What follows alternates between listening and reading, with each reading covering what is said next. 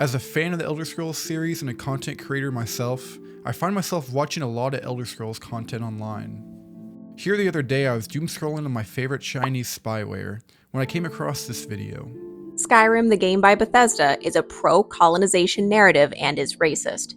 As you can probably guess, this piqued my interest. That's why I thought it'd be entertaining to watch along and see just how right or wrong this video is. Now I want to stress before we get into it, absolutely do not send this creator any hate. I don't condone any of that, and I won't be having any of it in the comments below. Now that's out of the way, let's get into the video. Skyrim, the game by Bethesda, is a pro-colonization narrative and is racist. There's your TLDR. You don't have to watch the rest of this video. Man, I wish this was true. Okay, so this opening statement is wild. Let's see how they back it up.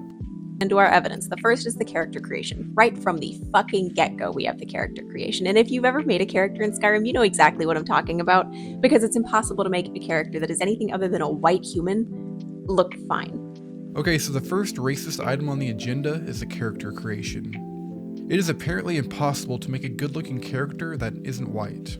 So there are 10 playable races in Skyrim. Out of these, there are 4 human races: Nords, Imperials, Bretons, and Redguard. 2 darker skin tones, and neither of them are rendered really well, and so it's like, When she says there are only 2 races with darker skin tones, I don't really know which races she's referring to. I could only assume she's referring to Redguards and the Dark Elves, but this argument holds 0 weight. The Redguards might be the coolest looking race in the game. As for the Dark Elves, it's kinda dumb to hold a fictional elf to modern human beauty standards. That's like me complaining that my Canary in Dragon Age is too ugly. Like, that's just what they look like. Also, the whole ugly NPC argument falls apart when you realize this game is made by Bethesda. Considering the previous game's NPCs looked like this, Skyrim NPCs might as well be photorealistic.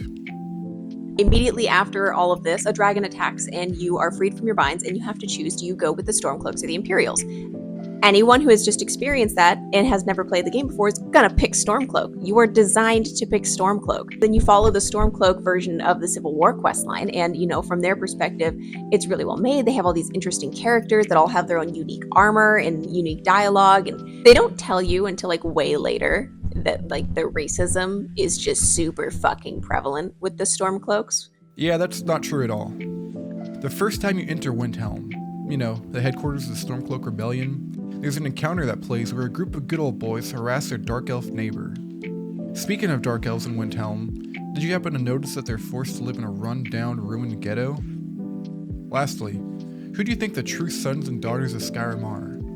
When you heard Skyrim belongs to the Nords, did you think that was just a figure of speech? Not even touch, all of the very interesting racism that is just kind of baked into the game in a world where you super didn't actually need to have racism because it doesn't impact your gameplay at all. Now she's actually completely right here. This quote-unquote racism present in the game has close to 0 effect on gameplay. You can play as any race and still get any of the content that other races get. Here's where we differ though. I think there should be more racism towards the player character. Imagine if for your playthrough, you chose a Khajiit. Now some cities don't allow Khajiits inside their walls, so you might have to sneak in, wear a disguise, or do a special quest to be allowed in. Maybe though, because of your race, you find that fellow Khajiits are more likely to help you. Now imagine this for all races in game. As a Nord, you have no trouble going into Windhelm, but the Dark Elves of the Grey Quarter may seem less likely to work with you. I shouldn't even have to say this, but racism in real life, bad. In a fantasy setting, however, it can do wonders for world building.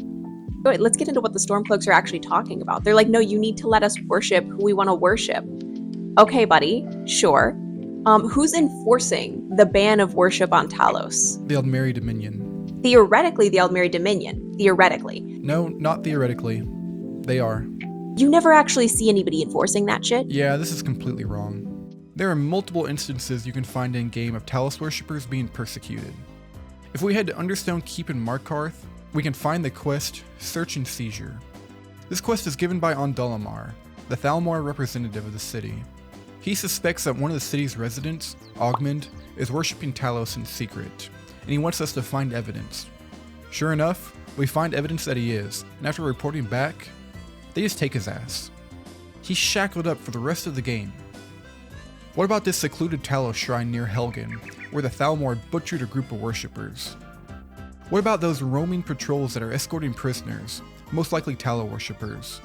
How about those same patrols that ask the player themselves if they worship Talos, and if the player says yes, they immediately go hostile? They want to be able to worship their god, who is not actually a god, it was just some guy that was really good at fighting. Yeah, buddy, we're not going to talk shit about Talos on this Discord server. I could talk about this for hours, but no, Talos wasn't just some guy that was good at fighting. Skyrim is located at the border between the Aldmeri Dominion and the Empire. No, it's not. Here's a map of Tamriel. See this big hunk of land right here? That's Skyrim. See this little island down here? The Somerset Isles, home of the Aldmeri Dominion.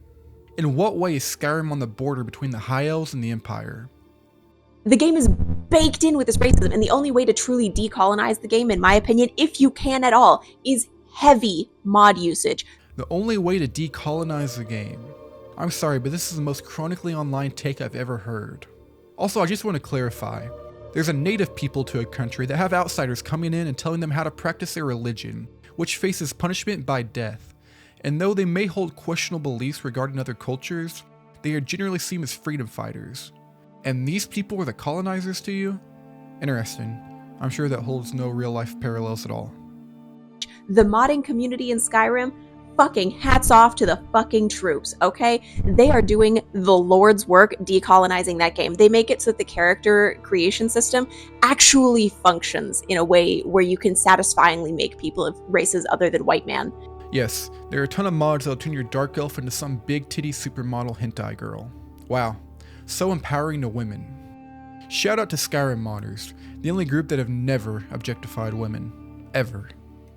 I still love the Skyrim games, but we do have to be able to point out the flaws in the things that we enjoy.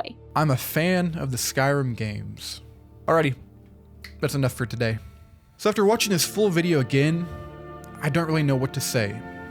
If this is some rage bait, hats off to them, truly. But after looking more at their content, I'm 100% certain this video is intended as genuine. Now, I'm not here to get into the political culture war side of it, but game criticism like this is incredibly lazy. If you only have a hammer, every problem looks like a nail. And likewise, if you go into every piece of media expecting political discourse, that's what you'll get. No, I don't think Skyrim is a racist pro-colonization game. Does it feature examples of this throughout the game? Sure, but don't confuse representation with endorsement. Skyrim deals with these complex issues by illustrating that they're not as black and white as they seem, and there are two sides to every story. If you liked the video, this one, not the one we just watched, be sure to like and subscribe. That's all from me. Thanks for watching. Have a good day.